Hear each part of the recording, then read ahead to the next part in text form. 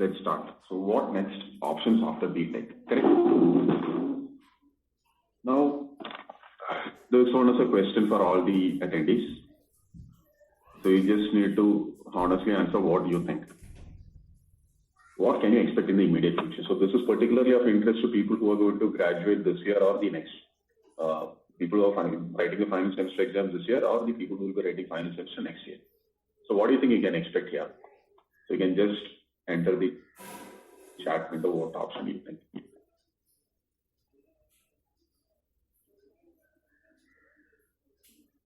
Yes, so Sudarshan feels that it's going to be a recession. Okay, somebody thinks it's going to be booming, a recession, right? So the problem is that nobody is really clear what is going to happen in the immediate future, correct? So it's possible that if the lockdown is lifted, if the somebody finds out a vaccine pretty quickly and we can restore to normalcy by around, let's say, August or September, then I don't think there will be too much of an effect on the economy. But if the restrictions continue till, let's say, December or January, that will have a substantial spin-off effect on a lot of companies, right? Now, understand that whenever a recession happens, companies stop spending on research, companies stop spending on things which they feel is not relevant in the immediate future, right? So research development departments, design departments, those are the first things that will go. So then they'll be focusing more on marketing and selling whatever products they have. So end of the day, what you can expect is that you can take a safe case scenario. It's going to be a stagnant economy. So don't expect a lot of jobs to come up in manufacturing. Don't expect a lot of jobs to come up in, because MSME also is facing a lot of issues now, because those are the kind of companies that typically go for research and design development. So depending on the kind of, yes, Jyoti. So depending on the kind of response to the government's, you cannot say fiscal package, government's monetary package, let us see how it pans out. But the thing is that the problem is that it's in a state of flux, so nobody can really predict what exactly is going to happen. Now, in a situation where you cannot predict what exactly is going to happen, you need to make sure that your interests are safeguarded and you have a safe and secure option, correct? Now, next question is about what you expect for your immediate future, right? Now, absolutely clear, all of us want a career, right? Nobody wants to simply go home after engineering and sit and do nothing. Now, either you'll be looking at a campus placement. Secondary option, you may look at a government job, PSU jobs. Tertiary option, you may look at higher studies. And the last option, some of you will definitely be thinking about entrepreneurship. Now, when you offer any of these four things, it should not be because I don't have any other option. It has to be because you really think that this is going to work out for you or this suits you. Okay? So you really think that this suits you. Now, we'll just analyze all these options one by one. Okay. So before that, see, whether you go for a job, whether you go for a government job, whether you go for higher studies, or even if you're going for your own entrepreneurship, your profile makes a big difference in terms of your selection process. Now, even if you're an entrepreneur where you don't need to answer to anybody, you still need to get finance, you need to get funding. And when you go for funding, the persons who are going to fund you, those guys are going to take a very serious look at your profile, what you have done, how good you are, what is your capability. Ditto when you go for higher studies, when you go for a GRE or when you go for a MBA, they're still going to look at your profile to figure out whether you are going to be worth giving an admission to. Even in a private sector job, profile is something that everybody is going to look at. So how do you improve your profile? Now that is the million-dollar question, correct? So it's not just enough that I have I'll just give an example. I did my MBA from IIM Lucknow. So my percentage was 98 percentile when I converted. My best friend, someone who was working with me in State Bank, this guy had 99.6 percentile and he did not convert. So if you're simply looking at pure academics to take you through those gates, it's not going to really work out. You have to work on your profile. You have to do a lot of different things. So manager is supposed to be a multitasker. So if you're good in multiple things, rather than being the best at just one thing, that always makes a big difference, correct? So there are three ways in which you can really improve your profile in terms of being a good candidate for a B school or a research organization, a private sector company, or even for a MS. Now, the first thing obviously is internship. Now, why you should do an internship is very simple, because internship is where you can get some practical knowledge on what you're learning, right? Internship is also where you can figure out whether the sector suits you, because a lot of us would go for a college first before we choose the stream. So for us, it's about getting into the very best colleges rather than getting into the stream which suits us. So some of you may need to figure out whether manufacturing is for you. Some of you may need to figure out what is the gaps in your learning and how to improve that. So internship is basically an opportunity to get in touch with those things. So in case, let's say you go for an internship. So I'll give my own example. So I went into MBA with a very clear thought process that I wanted to get into MBA finance. So that was my specialization too. I did my internship with HDFC's investment.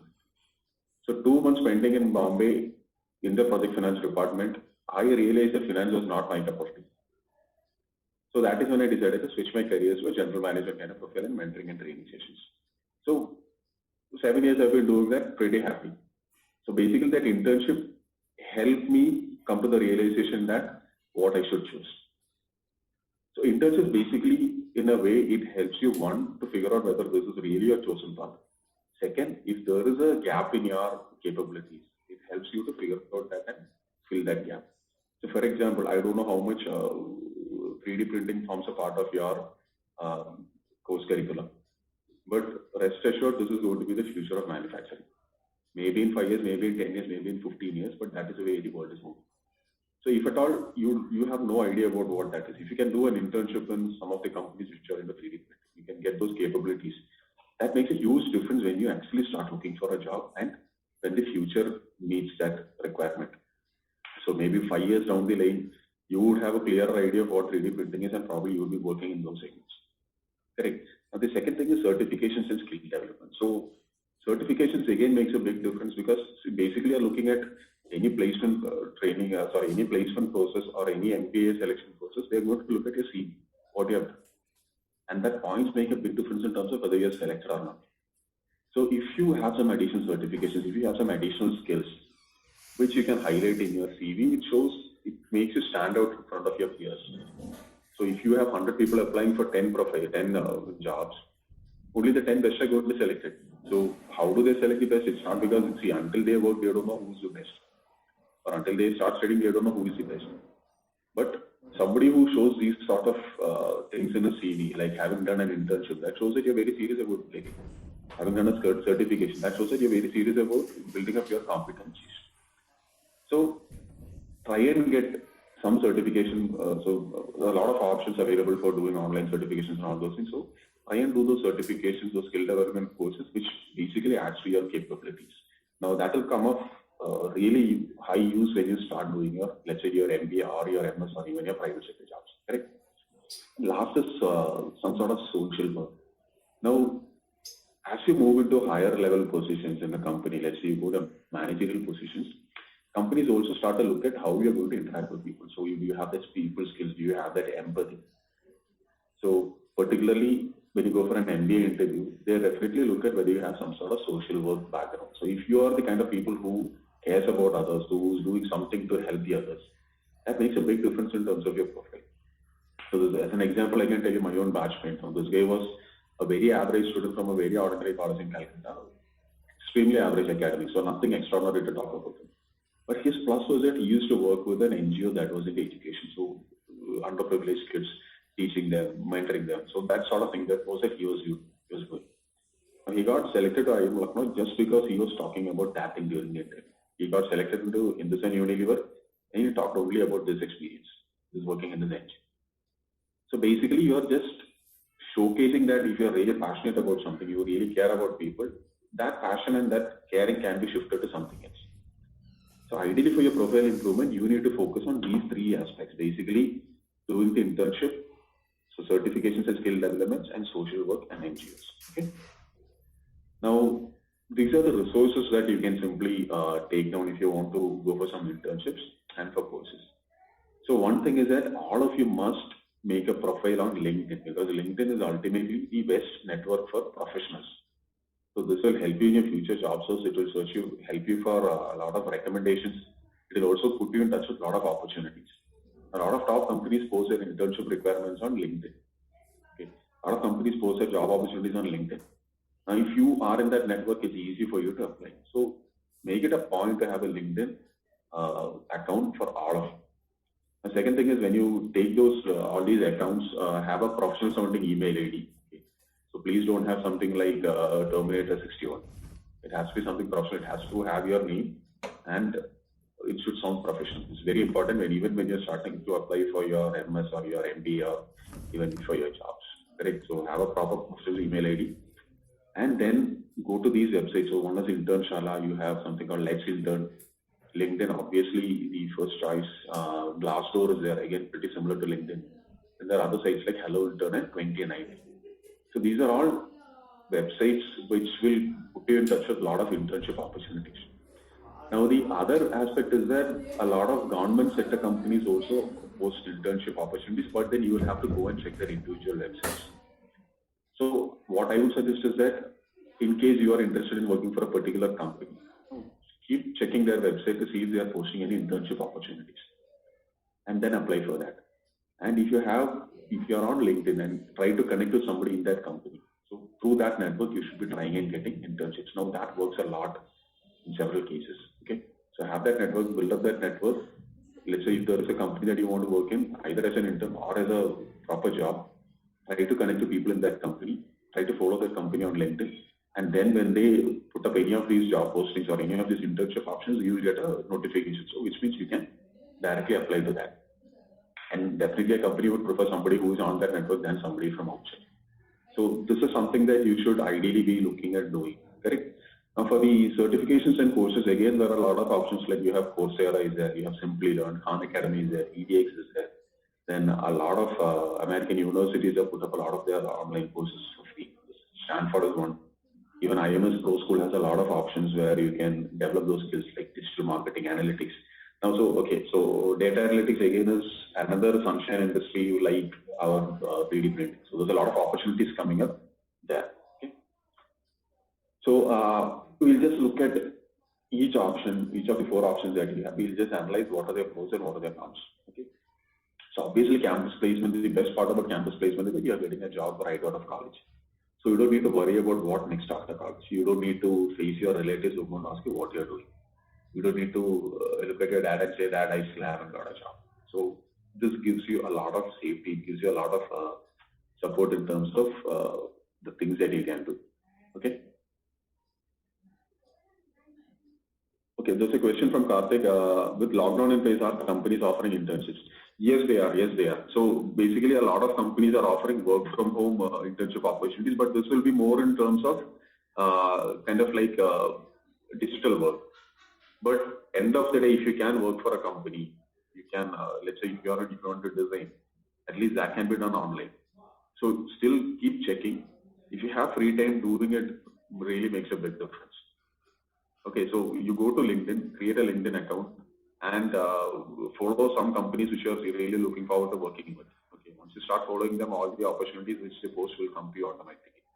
So please do that; it will make a big difference. Yeah.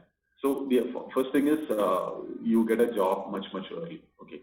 Now the second advantage of campus placement is that your competition is less. So for example, if you're going to write a bank exam or let's say a government exam, for 1,000 vacancies, your competition will be something like 10 lakh people. So you can understand, right? So 1 in 1,000 is the conversion ratio, which is not easy. Right? So then again, a lot of things, other factors come in. It's not easy getting a job outside of campus as it is to get inside campus. Okay. Now the difficulties in campus placement is that, see again, the number of companies that come to campus are limited. And everybody will get a job, but the question is, will they get a job which they really want? Will they get a company which they really want? So if 10 people have favorite company as X and the company is only offering 5 jobs, 5 people are going to be disappointed. So that is a risk that you'll have to take. But at the end of the day, everybody will get placed. But is it a job that you enjoy doing? Is it a job that you really want to do? Is it a company that you enjoy working for? That becomes $1 million question. Now the other thing is campus placement is again, because of all the flux that is happening in the world, a lot of companies are delaying their joining letters, right? So if you're getting placed today, your joining letter may come maybe sometime in December or maybe in February. So you need to wait till that period to get in there. And again, you don't know what's going to happen to the company. So I've just read that Uber has revoked all its placement offers. So we don't know if the company will be there or in February, if some other company is going to acquire. So if that delay happens, there is still a lot of uncertainty there. Okay. And a third problem is that a campus placement from a graduate college will always be at an entry level. So nobody is going to select you for middle management level or upper level management profiles, which means that the kind of jobs that you get won't be the indispensable jobs. So if at all the company is facing some difficulty in the future, probably the persons at the lowest level would be the ones to be get let go of. Unless you are an excellent performer. But very likely, usually a company when it lets go of people who will join latest and people who are at the lowest rung. Okay. And the last thing is you get standardized job profile. So a company is not going to simply look at what is your strength, what is your qualifications, and then give you a job which suits that thing. A company will come with, let's say I have a profile for a design engineer. Do you want to join or not? So whether you like design engineering or not, if you want a job, you'll have to take up and learn on the job. So these are the pros and cons of campus placements. The obvious thing is, the best thing is that you get a job out of campus, which gives you a lot of early safety. And your competition, unlike in an open market, is still less. But these are the cons with the campus placement. Now, if you look at the next option, basically government jobs, I worked in a government job. So I was a manager in State Bank of India and I quit that job before doing my MBA. So the only pro that you can see for a government job is basically your job safety. So nobody is going to send you out of your job because the government doesn't have money. So government can simply print money anytime it wants. And you're going to get a pension, you're going to get a PF. So typically no government is going to cut salaries. So end of the day, you get that safety, which is well and good, but depends on what is your expectation from life. Now the difficulties or the cons of a government job is very simple. The competition, like I said previously, is very high. Now I remember when State Bank notifies a PO post for 2,000 vacancies, maybe around 20 lakh people reach that exam. Right? So just for 2,000, if you're 20 lakh people are writing, you can understand the kind of competition that is.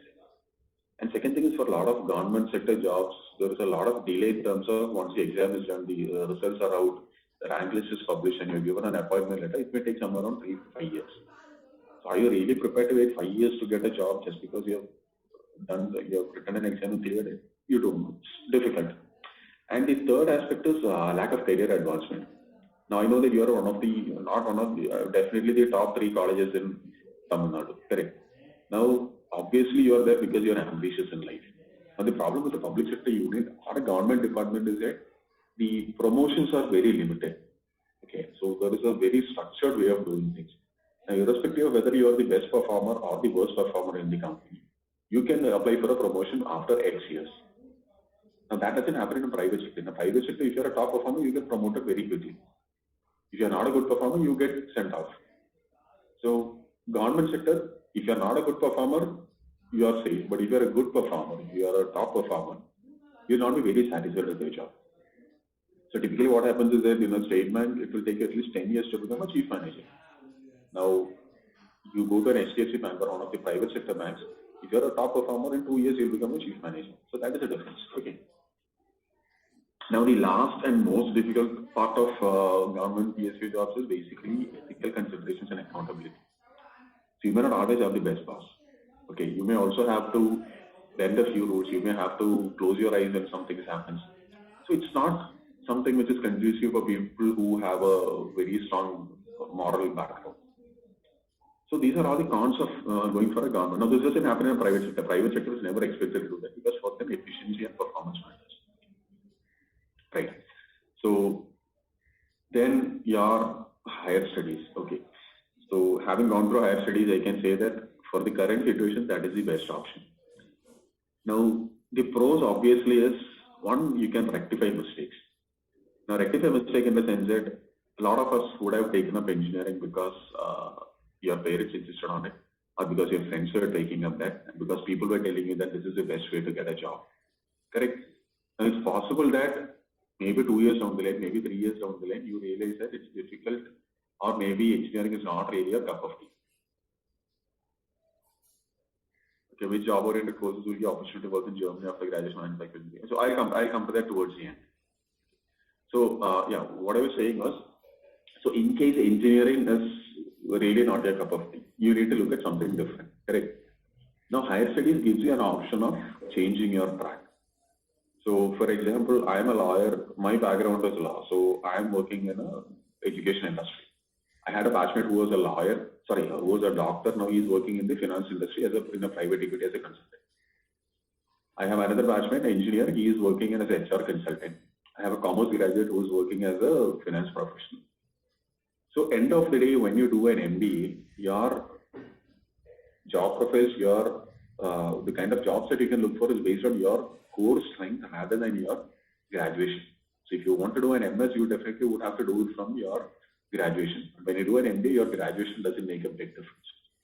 So higher studies is one way to rectify those mistakes, because I'm sure that a lot of you would have realized that maybe engineering is not a cup of tea. Maybe you want to do something different. Maybe you're a very people kind of person. Maybe you like to interact with people. Maybe you're a very creative person. So MBA actually gives you that opportunity to switch your tracks and do something which makes a lot more sense to you in terms of your strength and your abilities and your skills. Correct? Now the second is choose options based on strength. Yeah, so that is what I was saying. Now if you are a very creative person, now designing comes naturally to you. So there are a lot of creative industries creative sectors that you can get into without actually going for your let's say a proper design engineering. If you are good with numbers, you can get in the finance industry. Typically, finance professionals are given the best salary packages out of an MBA college. Correct? If you have very good problem-solving skills, take an MBA, become a consultant. You'll make a hell of a lot of money. The other thing is better job prospects. So, I'll just give you an example. Let's say somebody graduates. Let's say friends A and B in your college graduating this year. Now, assume A gets selected to TCS as a software engineer. And D goes and does his MBA from, let's say, some of the let's say even the IIM Trichy. Now, in 2 years' time, the guy who's getting into TCS, he would start at a salary somewhere around 4 lakhs right now. And he may get to a range of somewhere around 7 lakhs in 2 years, max. This is the best case scenario. The friend who goes to IIM Trichy, he's going to graduate and getting a job in the strength which suits his strength. So let's assume he's a very people person. He can really interact with people, get those deals done. So let's say he gets into marketing for a company like HUL. Now IIM Trichy, his salary is going to be somewhere around 14 lakhs, 15 lakhs. So that 2 year which the friends and spend in TCS and the other guy directly went for this, look at the difference in the salaries. So basically double of what somebody who will make from a normal job. Now the question is, why can't I go for a MBA after I do 2 years or 3 years of job? You can. There's nothing wrong with that. But the question is, will you be able to find the time for that? Now, typically, a lot of software engineers, a lot of people who work find, especially if you're working in big metros where there's a lot of traffic, your daily travel itself will be around 2 to 3 hours a day. And plus add to that maybe 10 to 11 hours in the office. So 14 hours is gone down the drain. And in the remaining 10 hours, you will be so dead tired that your preparation really goes for a toss. So what I would always feel is that, what I always suggest is that the best time to prepare for a higher studies is in your college, because right now you have the time to do that.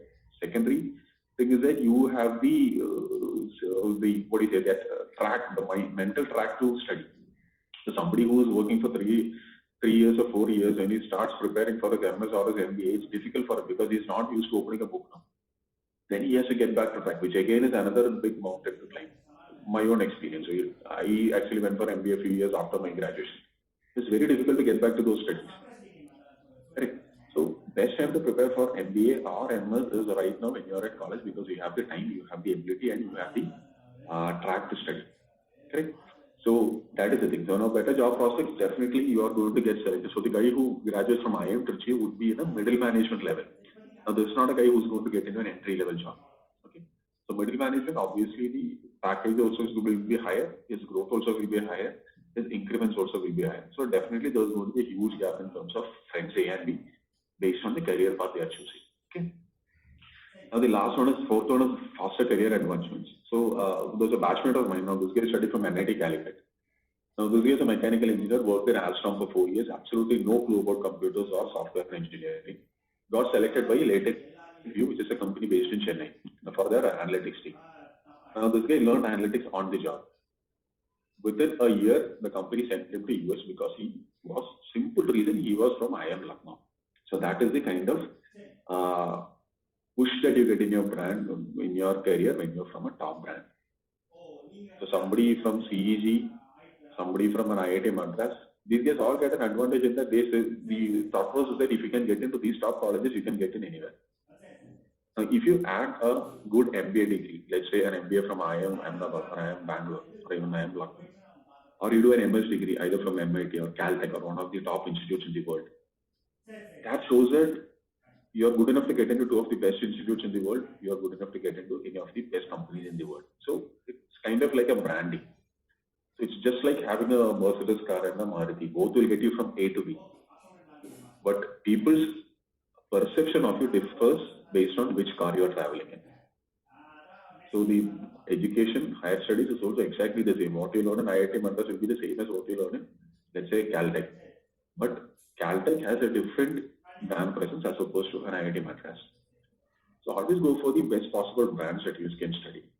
And that last is opportunity to join the best companies. Now the reason I said, see, best companies prefer best colleges because best colleges have best students. So all the top students goes to IIMs, which means that all the best companies would want to go there because they want the best people.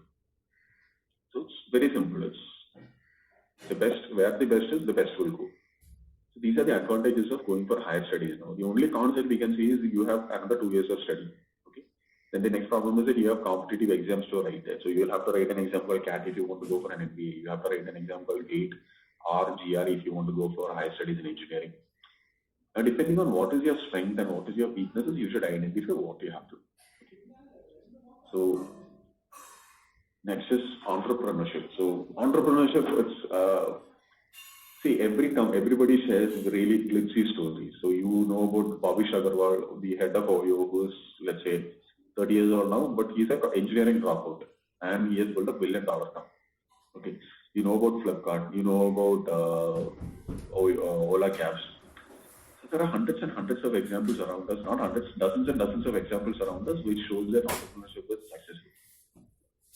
But the problem is that we don't really see the failures behind that. So I'm not saying that never get into entrepreneurship. Get into entrepreneurship only if you have a solid idea, which nobody can copy.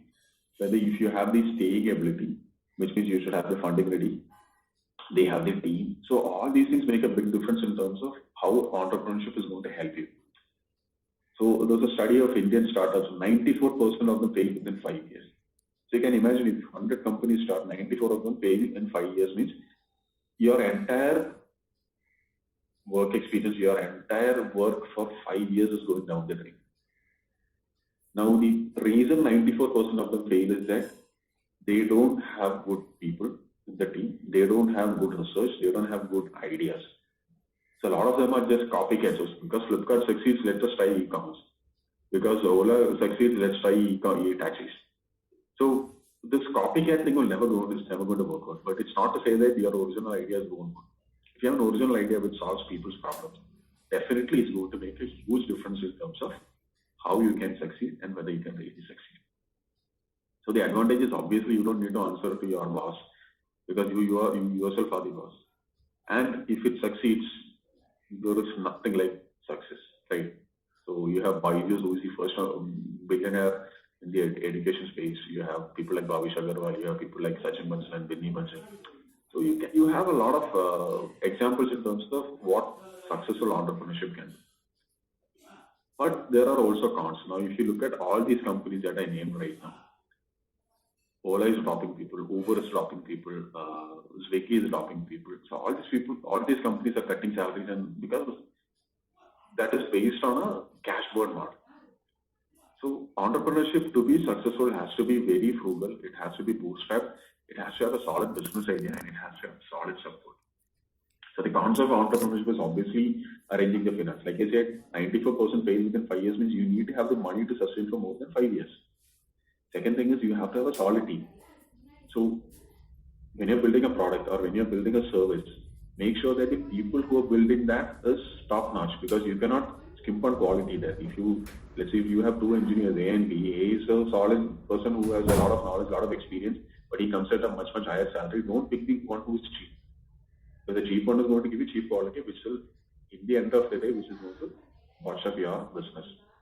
And like I said, low success ratio, 94% failure is just 6% is the success ratio in startups. And obviously competition. Now, if at all you start something and it looks like it's going to succeed, definitely there is going to be 100 copycats. Right? So there's a company called Darwinworks which provide HR tech solutions. This was started by one of my seniors. And a few years down the line, one of my own batchmates started a competitor for that. It's called Zimeo. Now, fortunately for both of them, Darwinworks is doing really well. Zimeo is doing okay. But if a third player comes in, there's nothing to say who is going to succeed. So that competition again is unless you have the finance to stay on, it's going to be difficult. Okay. So now higher studies. Now what kind of people should be going for an MS? Okay. Now I don't really talk about MTech in India along with IITs, because the kind of job opportunities that you get after doing research from IITs is not comparable to what we can get after an MS from one of the top universities in US. Okay. Now, if you go to the right gate, it's going to be to get into the PSUs. Now, unfortunately for us, the government is trying to privatize every PSU, which means that gate option may slowly go away. So let's see how it's going to happen. Okay. And the job security, which earlier existed in PSU, also won't happen once it becomes a private sector unit. So there is some risk in opting for that option. So MS is definitely one of the options that you should try. So who should do it? The people who are very technically inclined, people who are research oriented, people who like creating and designing things rather than interacting with people. So basically people have different skills, right? I like to talk to people, I like to interact with people. My friend may like to design, sit behind a laptop and design things. He may not be a good people person. So imagine Sheldon. So I'm sure a lot of you have watched Big Bang Theory. So somebody like Sheldon would never work in an MBA setting. For him, MS is the best thing. I'm not saying somebody as awkward, but if at all you feel that you are more strong technically, you are more research oriented, you like to create things rather than interacting with people, then obviously MS is something that you should be ideally looking at doing. Now the advantage is obviously the GRE score is valid for 5 years, which means you can actually prepare for GRE right now, take the test and maybe work for 2-3 years and then apply because the score is still valid. Second thing is international mobility. Now, which top company is going to say no to somebody who has done an MS from, let's say, MIT or Stanford or Caltech or one of these top universities? And the other thing is that if you are in a top university, the kind of companies that are willing to pick you also will be much higher. Okay, the best companies want the best people, like I said for MBA. So which means that companies like Microsoft, companies like Google, Apple, all would prefer to take people from, let's say, MIT or Stanford or Caltech or one of those top institutes rather than going and taking somebody from a lesser known institute. The lesser known institutes will still get a job, but with a much lower salary, much lower levels. You will not head the research team. So if you can look at there are a lot of people who will be very proud of, like Satya Nadella or Sundar Pichai or all these people. If you look at their profile, all of them have done higher studies in engineering, then they have gone and done higher studies in engineering from top universities. From that, they have gone and done an MBA from the top universities. So if you want to head the research division, do an MS. If you want to head the company, do an MBA. Maybe you can do both. So do an MS, work in a company as a researcher, then get into an MBA. Or do an MBA directly, get into the marketing, things which doesn't really require technical knowledge, and then grow from there. So either way works. But end of the day, if you want to become a top level officer in a company, MBA is the way to do. So the advantage, like I said, 5 years score validity, these are international mobility, top institutes, better opportunities, these are all there. So one second. Yeah, so MBA. Now this kind of works for people who are more people oriented, people who are good in problem solving skills. So problem need not definitely be a technical one, it can even be a social one, it can be a problem of a finance, it can be a problem of logistics. So it can be a problem of an operations. So somebody who does an MBA is trained in all of these things. So all these issues he can go on and answer, he can find out some solutions. So typically you find a lot of consulting companies in the world who gets contracts from these companies to solve these problems. So obviously it works for people who are more inclined to leadership roles, who want faster career growth. So definitely there is nothing like an MBA to power your career. Typically people who come from an MBA background grow very fast in companies because they show that development and they show that skills. And third thing is you have to be good with people skills. And fourth is you have to be ambitious. So that is something that I discussed when I talked about government jobs. If you're a very ambitious person, a government job is not for you because you're going to get tired after 3 years, like I did. So if you're ambitious, definitely look at private sector because where you perform, you will grow. So that growth doesn't simply come in terms of the title, it also comes in terms of a attendance salary package. It also comes in terms of the attendant power. So you can grow in the company and become the head of that company. And the faster you grow, the more you are noted by other companies. So your competition also starts headhunting you. So which means the competition is offering you better packages. So these are all options that you can seriously explore if you do an MBA. Now, the other aspect is international mobility. Now, typically you find that 20% of the people who graduate from MBA go abroad within 5 years. So either the company will send them abroad or they're getting some opportunities from companies abroad. Then, like I said, the best companies go to the best campuses. So if there is a finance company or a private equity or an investment bank which comes to India for the first time, and it's one of the top tier companies, the first college that they're going to look for to pick an MBA finance grad is going to be IIM Calcutta. Because IIM Calcutta has that image of being the best of finance. So IIM Lucknow has the image of being the best of marketing. IIM Bangalore, Ahmedabad is best for consulting. So that image is built up. So which means that all these companies always go to the best campuses for the best people. And like I said, accelerated career growth. If you perform even in 4-5 years, you're going to become top notch, right? So for example, now all of you know Poco, right? Poco is a sub-brand of Xiaomi, which is basically the number one mobile company in India. Now the head of Poco India is basically my junior, so 6 years of work experience, look where he is. So that is a kind of growth and opportunity, and I think he is a CEC graduate or either IIT Madras, I'm not sure exactly, but end of the day, look at the kind of growth opportunities that MBA is going to give. And even in terms of entrepreneurship, doing an MBA makes a lot of difference because somebody would be more willing to fund you your startup idea if you say you are from a top B school and from a top tech school. So this profile makes a big difference. And last thing is the advantage of MBA is you can choose a specialization based on your strength. So like I said, if you find that engineering is not a cup of tea, you feel better interacting with people, get into HR. If you feel that you can get more deals, you are a good people person, you have good interpersonal skills, then go for marketing. If you're very strong with numbers, go for finance, you'll make a lot of money. So if you're very systematic, if you're very logical, you have problem solving skills, go for operations. You'll get paid much more than what you get from a normal technical job. So MBA allows you to go and get a job which suits your strength and your personality rather than your graduate degree. So that is why MBA is different from any other postgraduate options that you would have. Okay. Yeah. So now I think there were a few questions.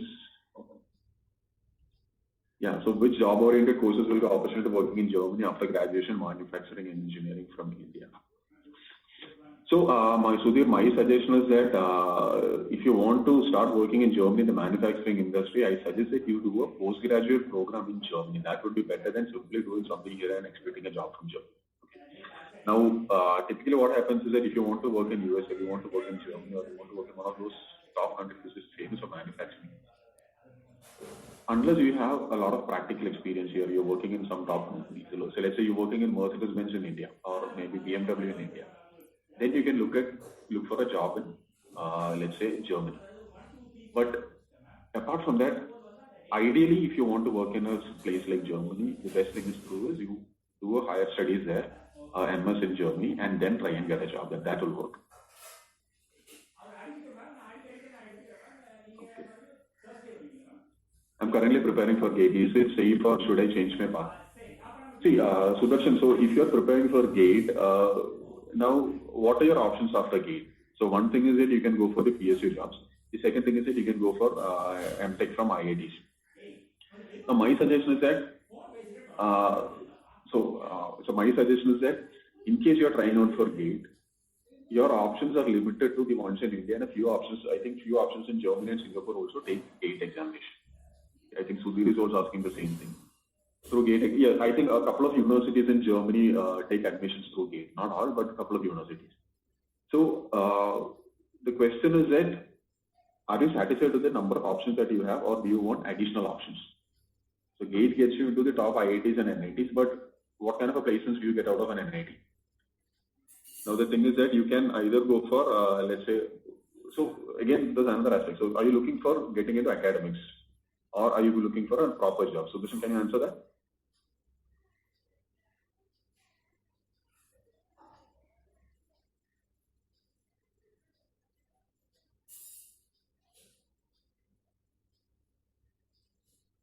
Okay, so you want to get in academics. So and is it academics in India or abroad?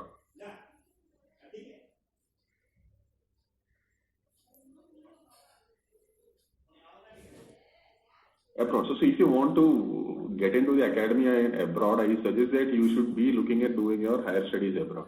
So it's very difficult for somebody who has done an MTech from IIT Delhi to get a teaching job in, let's say, US, because they have a lot of people who are graduated from Caltech and MIT, and why would they prefer you over them? Correct. So if your choice is to work abroad, or if your choice is to teach abroad, then my suggestion is that you should ideally be looking at doing an MS abroad rather than doing something in India. Now, if you're seriously looking at GATE, that should be primarily for, so looking at GATE as an option, that should be primarily for PSU jobs in India and for the top IITs, and let's hope that things would work out. Okay, so what should be the preferable specialization for entrepreneurs? Now, Karthik, there is no specific specialization for entrepreneurs because they can see it's about ideas, correct? So if you have a very strong business idea, basically entrepreneurship is about solving people's problems and getting paid for it. Solving people's problems and getting paid for it.